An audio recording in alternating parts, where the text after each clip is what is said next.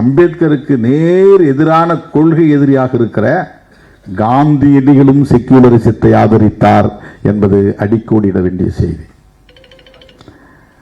அம்பேத்கர் அவர்களோடு முரண்பட்ட பண்டிட் ஜவஹர்லால் நேரு அவர்களும் செக்யூலரிசத்தை ஏற்றுக்கொண்டார். இந்த ரெண்டு தலைவர்களும் எதிர்த்திருந்தாங்கன்னா இதை நடைமுறைக்கு கொண்டு வந்திருக்க முடியாது. அன்றைக்கு மிகப்பெரிய சக்திகளாக விளங்கிய, அரசியல் சக்திகளாக விளங்கிய காந்தியடிகளும் பண்டிட் ஜவஹர்லால் நேரு அவர்களும் புரட்சியாளர் அம்பேத்கர் அவர்களோடு இந்த ஒற்றை புள்ளியில் உடன்பட்டு நின்றார்கள். அதனால் இந்த கான்ஸ்டிடியூஷன் செக்யூலரிசம் என்பதை ஒரு முக்கியமான கோட்பாடாக முன்னிறுத்துகிறது. அதை சிதைக்க வேண்டும் என்பதுதான் சனாதன சக்திகளின் நோக்கம். அதுதான் இவ்வளவு பெரிய ஸ்ட்ராட்டஜி.